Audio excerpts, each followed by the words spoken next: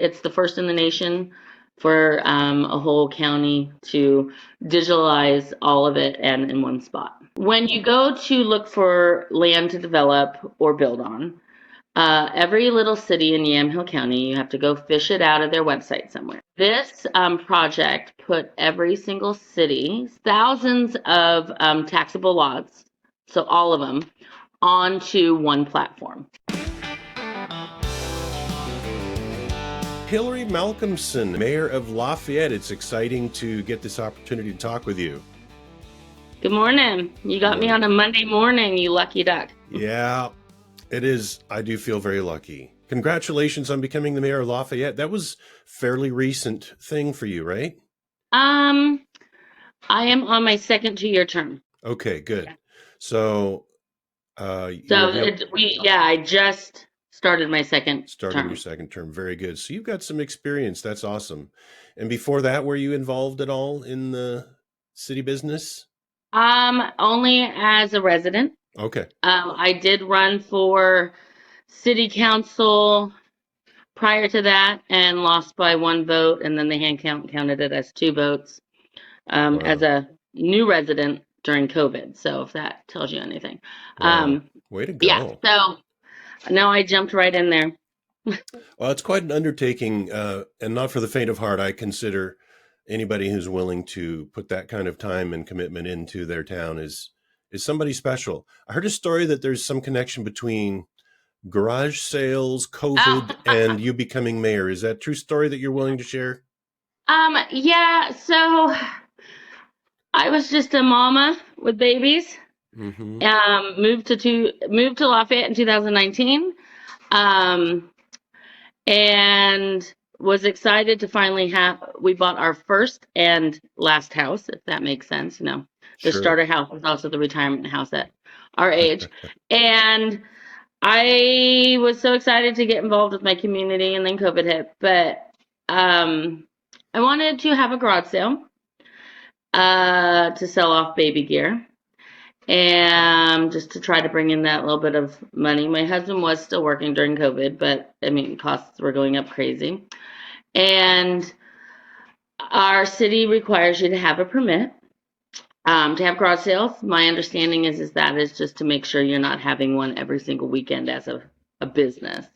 I guess it's a fairly recent permit, but there was problems with overflow of garage sales. So we were at the time on phase 1 of Governor Brown's lockdown, which was, but I went to go get my permit to have my garage sale, 10 people outside.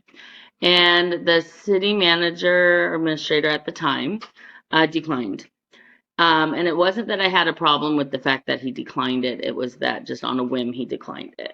And stating that that the city was, we're basically on lockdown, and he has the authority to, during this state of emergency, to decline it. And I was really confused because the whole purpose was to limit your amount for no other reason. There's no other reason that you need the permit.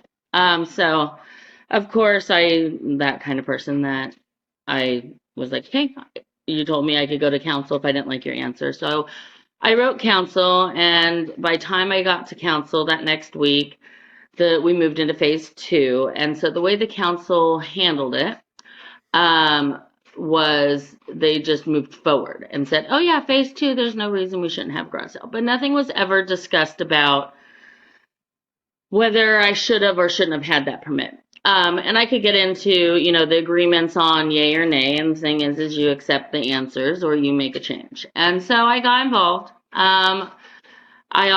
There was other stuff going on, and I learned to use my voice. And so I got council to agree that yes, garage sales were fine. I realized that I probably, there goes my light.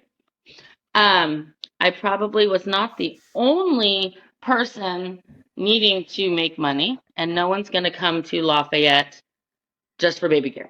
So I thought, hey, you know what? Let's see if the community wants to have a garage sale. And so lo and behold, That was the first year of our community-wide grad sales, and we had 25, and this past year we had 45. Wow. And so, I mean, you could spin it, oh, went toe-to-toe with the government body at the time. But the way I like to see it is no, I was told no. I felt that that was not appropriate. I couldn't be told. There was no answer of why the answer was no, and so I'm going to step up, and I was going to run for council because of that. And then, yeah. So I was just a mama wanting to sell baby gear, and That's a now great look at me. story. Unfortunately, there was a little pain when you mentioned Kate Brown and lockdowns. I don't know if I'll ever not have PTSD when it's brought up in such a fashion, but good for you. And that's what it takes. Is there any different relationship between you and the city manager now? Is it the same city manager that you? No, Okay. ours, I've seen our past city manager, and we've been cordial, but I really don't want to hash that, Right. partly because he is still, private resident and he lives here, but he was actually retiring right as I took office. So, about a month or so actually smack dab in the middle of elections, the council hired a new city administrator. So I joke that I'm like two or 3 days his senior of showing up on scene. So Uh-huh. we got our feet wet together, trying to figure out the ropes, and we have a great working relationship. Awesome. That's great. Yeah. I read something recently. I couldn't find anything specifically in the short time I searched, but you recently got an award from a regional Oh, cooperative for something to do with zoning. What is that all about? okay. Well, first off, we're going to say that my name should have been like in the microprint. I don't want to Okay. take the thunder from Okay. all the others that put in way more time and energy than I did. Namely, Mayor Russ. I'm going to watch his name, Rushnick of Newburgh. So Mid-Willamette Valley Council of Government, their yearly dinner was last week, and one of the awards is for intergovernment relations, like regional projects, and the project was awarded to a long list of city mayors, administrators, pretty much covering every single Yamhill County city. Every city came together, worked with SEDCOR and I believe another organization. So if I leave them out, my apologies. It's not on purpose. To take basically in layman's terms, which is what I like to pretend I'm as a mayor, I like to not dumb things down. But when you go to look for land to develop or build on, every little city in Yamhill County, you have to go fish it out of their website somewhere. You have to first figure out the cities and then navigate all of our websites, and they're not always the easiest spot to find, which can be pretty daunting, time consuming, and not very welcoming. Mm-hmm. This project put every single city's or not millions, thousands of taxable lots, so all of them, onto one platform. Wow. So you can go onto a single platform, and I do not have that in front of me, the name of it. Bummer, And because that's what I was going to ask. That's I can something I everybody can should send it have. to you. Yeah, I can send it to you, but I forget what it's because it's not a It's new. it's new. Originally, we had approached the county, and the county wanted to be involved, but they didn't have the bandwidth to hold it. So that's why I don't remember the name of it. But yeah, so pretty, you say, oh, you got an award, but no, Yamhill County, all the little cities got together, and I mean McMinnville and Newburgh and all was involved, but spearheaded by Mayor of Newburgh and some other people. But yeah, it's the first in the nation for a whole county to digitalize all of it and in one spot. Our own Doge is what it feels like. I mean, Well, it cuts down on time, which cuts down on you know cost for, I mean, behind the scenes, I guess, for the builders, which we all know that builders, every penny, eventually makes its way to the buyer. good point. So what? Let's sidetrack a little and get personal. What are some things, or at least one thing, that you wish others knew about you that they don't know? Oh, What? um, that I might be sometimes outgoing and personable and witty and humorous and sarcastic, but my heart is racing 50 million beats per minute right now talking to you. Um, yeah, so I think the most important thing that try to remind myself every day, especially when I get myself down, and others is like we talked about. I was just trying to start a garage sale and make a better world for my kids in a town that my kids wanted to grow up in. Not and somewhere that I was proud of. So Yeah. I make mistakes, and I'm not going to say when I make mistakes. It's when I make mistakes. I'll be the first to admit that I'm in over my head on things, or apologize and say, okay, let's figure out how to fix this. But Well, that's cool and it's refreshing too because not everybody is just going to be themselves. And I appreciate you being honest about, the fear factor but you do what it takes. And I was watching golf yesterday and the guy who won said the same thing. He said, his heart was racing. He's nervous as all get out, but he just kept going and he did an amazing job. So, maybe that's just a factor of people who do heroic stuff. They face down their fears. Does God play a role in your life at or at work? absolutely, God plays a spot in all I do. Um, Now, that little clause of I know that I'm elected not by all Christians. Right. God definitely does. I remember during the election season when I was being elected, um, my personal Facebook page stated, um, "My God," in the little blurb that you can put about yourself, Oh, like sure. that little header, and it was like "Child of my God" or something like that. And somebody decided to tear that apart and say, oh, your God, not everyone's God, but your God, or, and Mm. try to just slam me as being a very outspoken, oh, I'm doing this as a Christian mission. Mm. And it was very interesting to see the community. Either people say, oh, I didn't know that about her, but it makes sense. Or, yeah, she is, but she's never. So yeah, God plays a role in everything I do.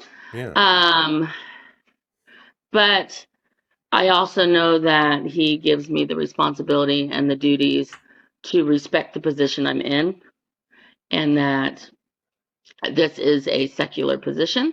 Yep. That I'm.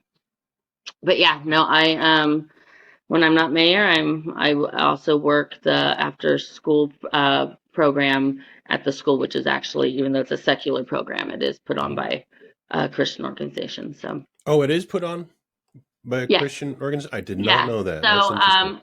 yeah, so the Zone, the after school enrichment program, is actually ran by Northwest Christian Church. Okay. Now, is that only in Lafayette or all the McMinnville school No, district?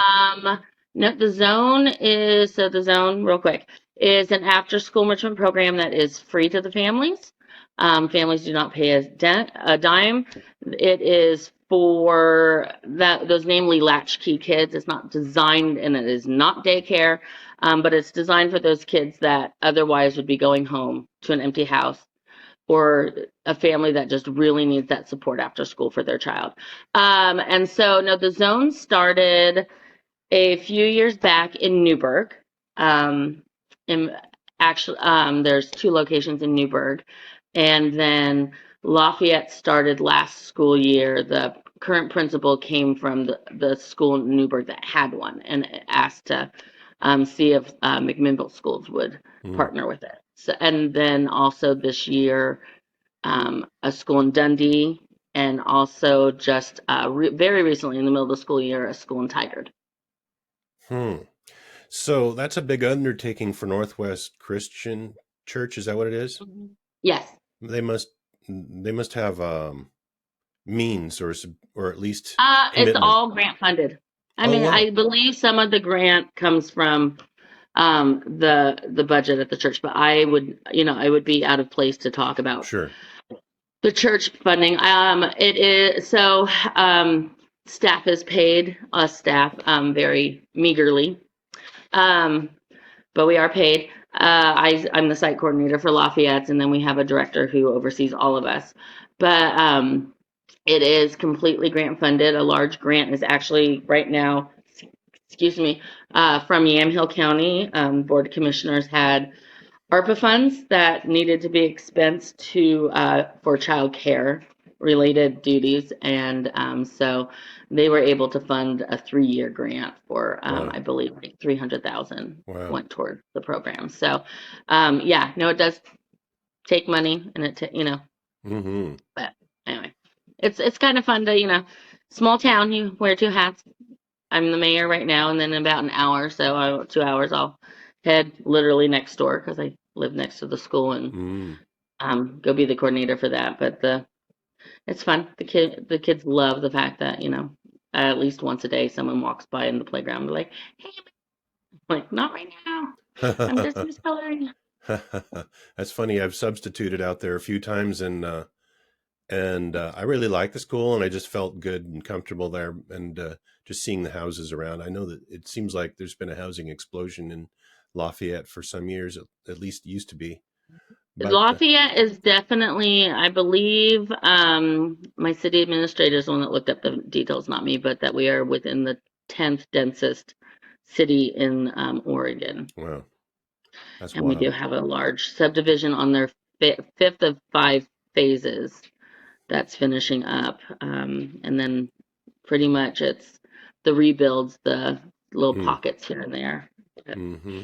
I think Lafayette's fascinating in general. I mean, I will admit that when I'm going somewhere, I almost never pass through it because I take the 18 bypass. But when I do go through Lafayette, I go, this is a cool little place. And sometimes it seems like Lafayette's in the shadow of McMinnville. And I guess I think of that because your elementary school is part of the McMinnville School District. We are. We Uh, are. but you are your own powerful little entity. You don't need to be the little sister or brother or whatever of We McMinnville. definitely, and when I say we, and today everything is, actually my opinion. I'm not speaking on behalf of the city. I do not have that authority, or the whole community. But when I say we, it's because I'm also very strongly involved in the moms group in town. Me and another mom also had started that back, during garage sale days. Mm, That we are a small city. We are a small city nestled between two larger cities. right. Close enough that we're not like out in the middle of nowhere, small city, having to defend for ourselves. So we get Hmm. that luxury of, oh, like after I talk with you, I'm gonna go run and pick up my groceries Right. at Safeway real quick. But we are part of the McMinnville School District, and so that is the fun part of trying to be our own entity, but still realizing that we do daily living with a larger community. Um, I struggled with that. My daughter during distance learning in 3rd grade, all rightfully so. All the teachers were trying to survive and pass out all their you do this lesson, you do this lesson, you do this lesson. Yeah. And so all of a sudden it was a civics lesson on my daughter's community. And lo and behold, my daughter's doing a Zoom lesson or whatever on her community, the city of McMinnville. Uh-oh. And I was Oops. not mayor or anything yet. It was, but that did fuel me to be like, no, Lafayette is Lafayette. We Hmm. do not have a police station. We have sheriffs. We this, we that. And so, yeah, it's definitely its own entity, and we are growing stronger. We have our own quirks. We have our own problems. When you have ODOT running straight through your town, What do you mean? 99. We don't have Oh. control over what Oh. happens on 99 traffic wise. Okay. Yeah. So there's only, we're trying. We have started urban renewal district. It's brand new. Please don't ask me much about that. That's one of those things where I will yield and say I am still learning. Hmm. That was started right before I became mayor. and a newer downtown association. We're trying. We've got some newer shops coming in, some vitality coming. I'm a huge supporter, and actually, Sedcor's magazine recently did an article about the snowball effect of, if you build it, they will come, but if you close, people will leave too. But Oh, huh. yeah, Lafayette definitely. We'll never be Carlton, as people are always, like they try to compare us to Carlton, good or Maybe you don't bad. want to be. And we don't want to be, like I said, good or bad. We want to be Lafayette. Um, Exactly. and the demographics of every town, the geographics of every town is different, and we are not cookie cutter, and we have our own struggles, and we have our own culture. Well, I'm getting ready to do a nerdy deep dive on your history here, so don't go crazy on what you Okay. may know because I've got some I want to share just kind of with those listening. But is there a museum or something that somewhat highlights the history of Lafayette? Because it's pretty darn interesting to me. We um we had the Yamhill County Heritage Museum originally was based in the log cabin house here in town, Huh. and then they moved to larger their larger building out on, as I think it's on 18. Might say the Mm-hmm. wrong Yep. freeway. And so then that property was sold off. I would say that our history guru, though, we do have, and I will tout her all I want, and her name is Sherry King. I love Sherry. She is working hard to pull together our history and get more and more of that present. Last November, Lafayette got a turn to host the county dinner, and we celebrated it by using her as our keynote and talking about that we Oh were yeah. actually the gateway to the gold rush, um, Exactly. which no one knew about. Like, Right. what? How does Lafayette tie into the gold rush? So right now, I would say that Lafayette's history is very deep, very strong, but very broken up. There's nowhere housing it. Nowadays, we do have the internet. Right. Um, but she's definitely, actually we're looking at our parks, developing some of our parks, and I know that she's interested in trying to make sure that our history comes alive, not just in signs, but yeah. So Yeah. a No, small that's town, you use exciting. the resources you have. So yeah, our Joel Perkins, our big kids park, yep, that's got history signs, Oh, good. Right, but a person passing through may not know. It'd be kind of fun to yeah. highlight it. So I'm going to do just a quick Wikipedia summary. I don't trust Wikipedia, but I'm going to take their bullet points as fairly accurate. Okay. 1846, founded by Joel Perkins. As you mentioned his name, there's a park. He was a pioneer, an Hmm. entrepreneur, and he named it after Marquis de Lafayette, who was a general involved in the American Revolutionary War. So he was kind of a French hero for America. So that's cool. Hmm. Hence the French name.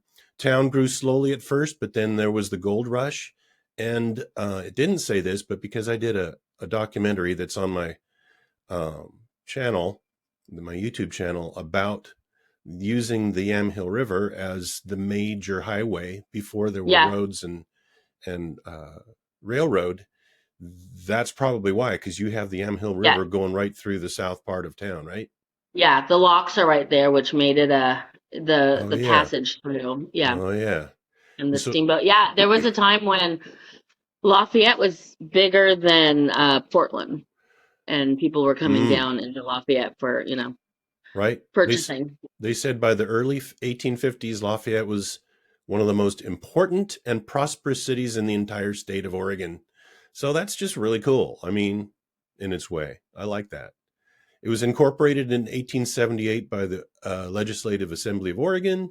It was the county seat It was. in 1889, and then it moved to McMinnville, and I'm sure there's still resentment there somewhere, but oh well. And then in 1995, due to the development of the Oregon wine industry, tourism in Yamhill County, and its proximity to Portland, Lafayette began to grow rapidly, becoming the fastest growing city in the state by 1996. You probably knew all that, though, right? Pretty much, yeah. You Yeah. So you need a new council person. There was a resignation last month. What's the deadline? What are you wanting to see, Okay. and what are you expecting to happen? Or is it already taken care of? No, it's not taken care of. Okay. Um, so I'll be very clear. There is never an official deadline to have to appoint someone. But what I have done, last term, I had a few appointments that I had to make. And so each time I have taken a 30-day pause where I have committed to not making a decision, not even really going after, interview, chit-chatting or interviewing anyone interested. Just, I'm going to take 30-day pause to one, make sure that it's advertised that we have an opening. There was at one point last term, our city administrator decided to put it in the newspaper. We've pushed it on social media. We've pushed it on our app. It's on our billboard in front of City Hall, word of mouth, things like that to make sure that everyone's aware of it. And then also that, the first person to say, "Oh, I'm interested," and all of a sudden you're like, "Oh, good, someone's interested." I mean, "Oh, you sound great," and then, Right. so the 30-day window of me actively seeking, we call it an application. It's technically legally not required, but it was something that was created before my time, as a tool, and I've decided that I will use the application process just to make sure that I don't miss out on some, that Mm-hmm. everyone has a chance. So even somebody, if I knew that they were interested, I would force them to go fill out the application, which is a very short, basically it's like a little cover sheet, here's my Mm-hmm. name, here's what I'm interested in. So the 30 days does end the 13th, so this Thursday at 5 p.m. All that means is at that time I have the ability. I mean, I always could go back on my word prior, but is that end of that 30 days where I will not force myself, but move forward with going, okay, what do I have here? And then if and only if I feel that there is a applicant that I feel comfortable putting up for appointment to the council, because then the council votes to approve it. Right. So I could put up anyone and everyone, and it's basically just it's up to them to say yay or nay, but they Got only it. get to vote on if I put someone up. Then I will move forward with that. But so there's no deadline that we have to fill it. That said, a full council's always ideal, with everything else. All of For sure. things equal. Um, a full council is always a good option. But yeah, I've learned that I'm not in a rush for society to tell me this is, you got to fill it right now, right now. And it's like, okay, my name goes on it. Right. Yeah, like, and it's hard because elections are the people's vote, and that's their voice. And an appointment, it does. It's a, it's a heavy thing to know that I single-handedly get to put a name forward. Mm. And one, I want to make sure and as confident as possible that my council would respect it, because I'm not going to just throw somebody to the wolves for them to be declined. I mean, if I knew, there's always that chance, but how embarrassing to. Right. Yeah. Um, Is but that my does name's on it. Yeah. So basically, my biggest priority is making sure that the person is committed to, that a council meetings show up. Um, Quorums are affected if you don't show up, but more importantly, you can always follow up and follow the meetings, but there's something about being there involved in the meetings to stay caught up with. And somebody that wants to be appointed, not feeling pressured or, oh, okay, why not? I'm bored this week. I'll put in the application. I have a viewpoint on when there's two ways that appointments, come up. We've recently, there was a recent before me as mayor, where a mayor ran unopposed, so it was obvious that their seat was going to have to be vacated in order for them to become mayor, which would make a vacancy the moment, of elections happened. And so if it happened that way, I very much so would say, okay, let's 100% go to whoever was next on the poll. My last term, none of the appointments were in relation to an election. In fact, they were like 6-7 months and beyond from that. This time it was kind of so close after an election that obviously whoever else ran might still be interested. And so basically I had said that on top of the 30-day pause, I personally will reach out just to make sure that person was aware. And then, that's weighted. I would, consider the fact that someone had just put their neck out to run as part of what, comes towards me, but that's not 100%, for sure. Okay. Good. So take your time. That's what it sounds like.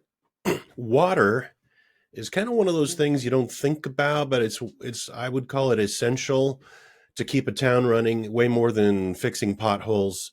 And you have a new, seems like very exciting water reservoir project. It seems like we do have a new water reservoir. What were the reasons for needing water independence, whatever that is, and what's the plan? Every town will never have enough water.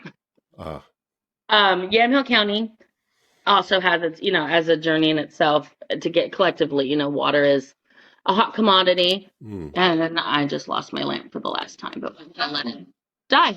Okay, I will start that answer over.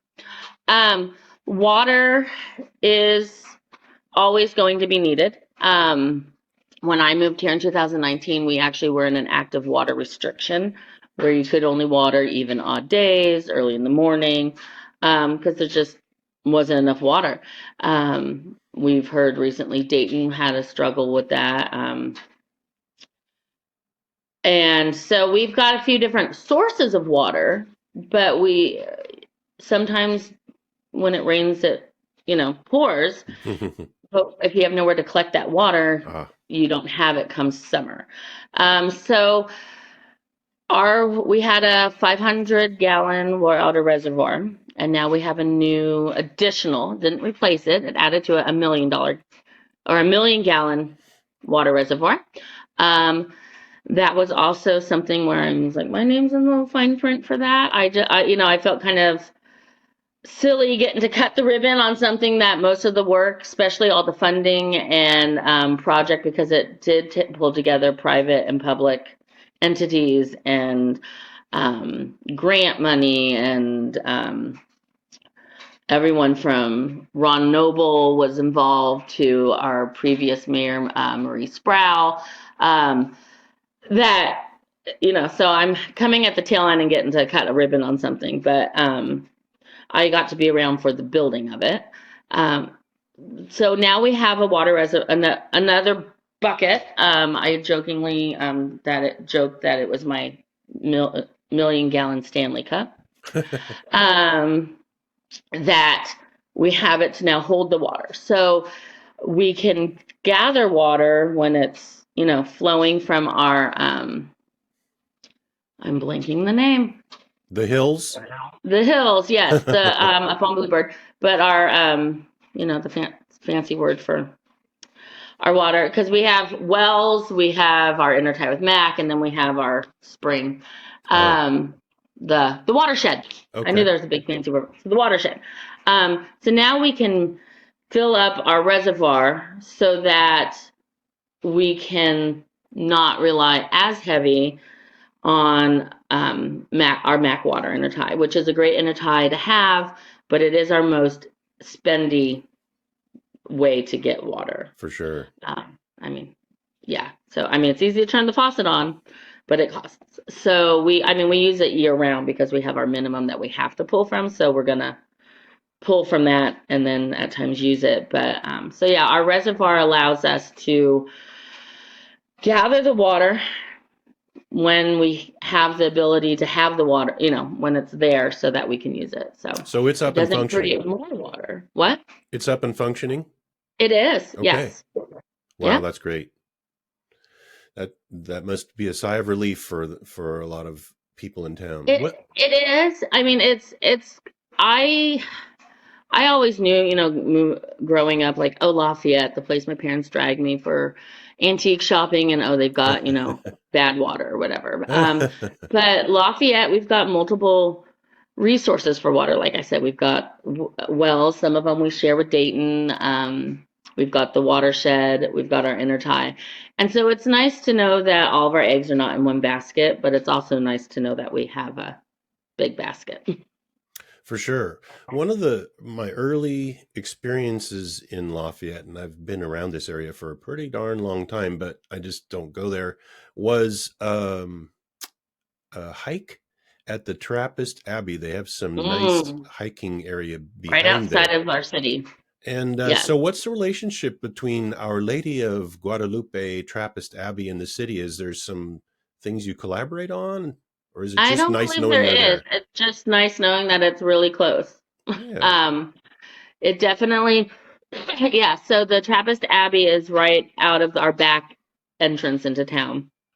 Um, and yeah, that's where our new subdevelopment, got annexed in. So we're even closer now to the Trappist Abbey by Yeah.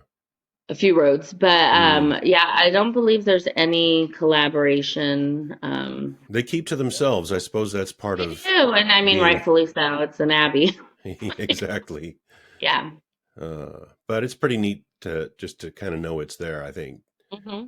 Do you have any challenges facing the city right now, or is things kind of grooving along?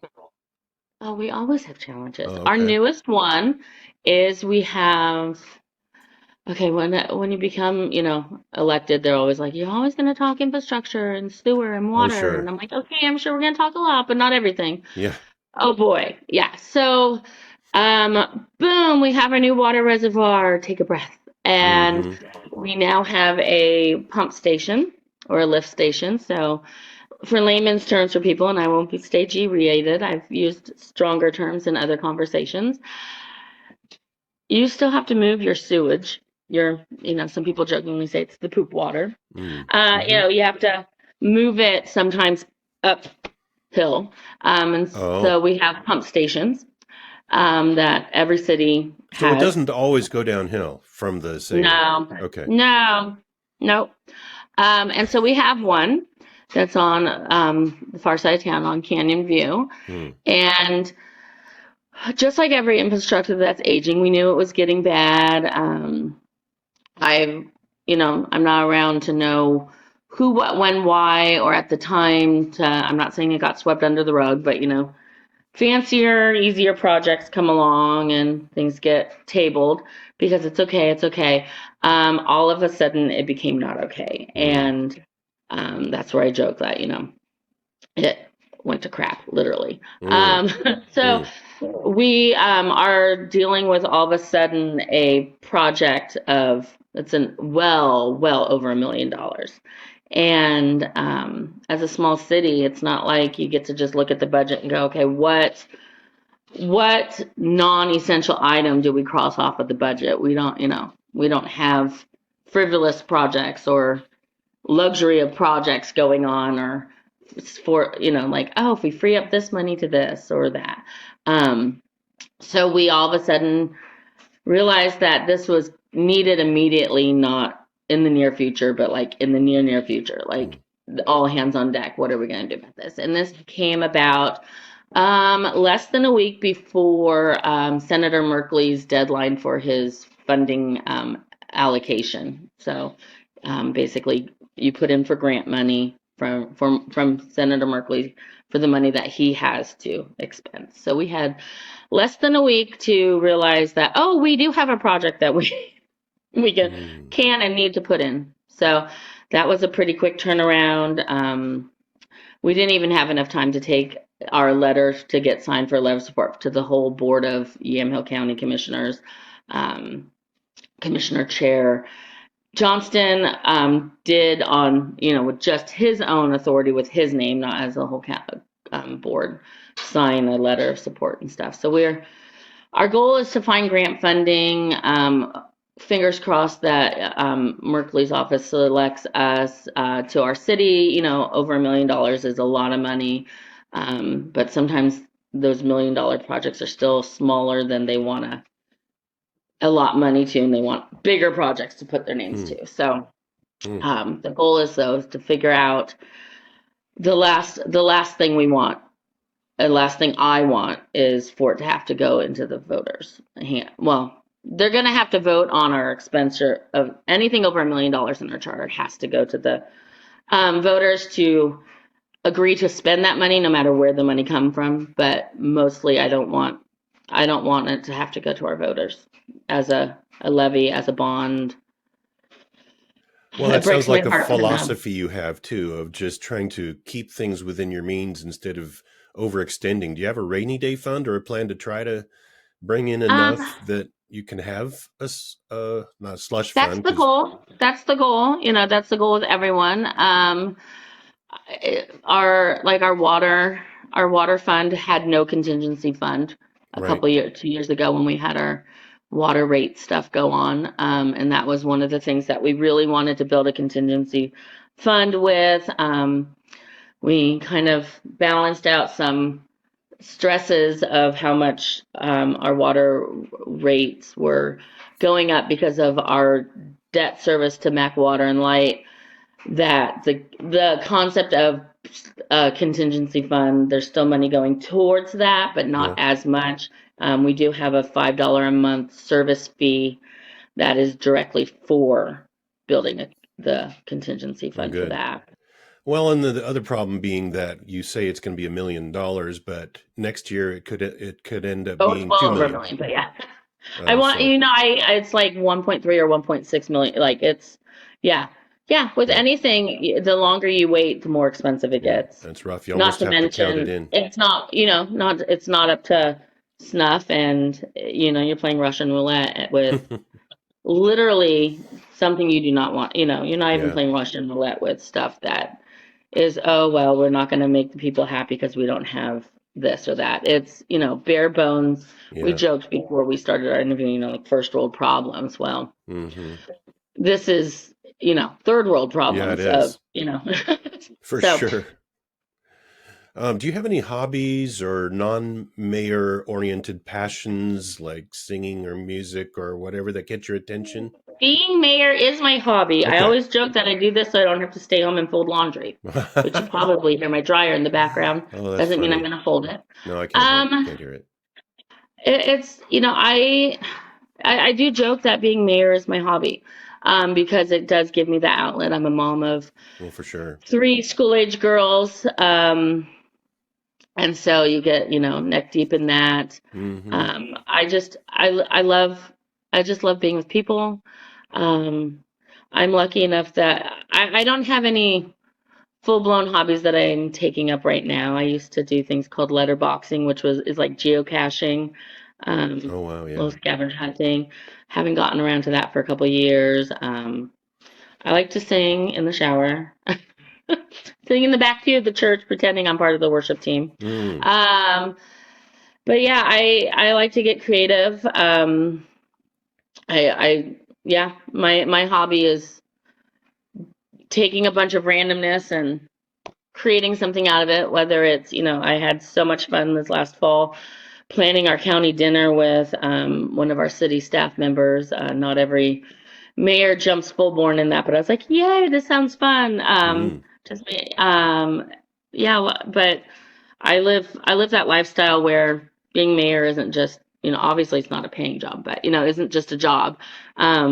It's 24/7, whether my family likes it or not. And balancing, family time. But so my hobbies or my interests stem around that right now. This is the season of life I'm in that we joke I'm Mommy Mayor Malcomson.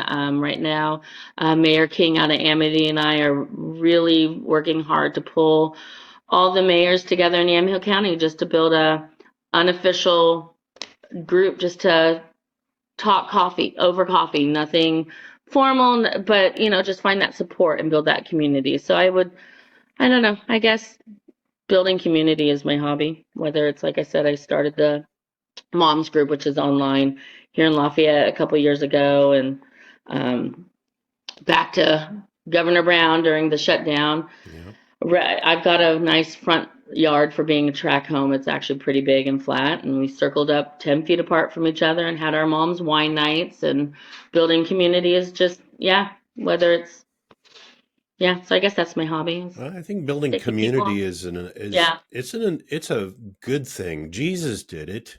It's anointed. I'm just going to say the Jesus thing. You don't have to. Although I was going to say back when we were talking about if I was asking a mayor if the God was involved and they said none at all, and that's fine. They're still there to represent people, just like you are. Hmm. Everybody treat each other the way you want to be treated. Those are kind of universal Hmm. values. But so I just pray uh, for you and your family and your other mayors and the city council, and that much prosperity and growth and good decision making for your future. And thank you for your time. Thank you.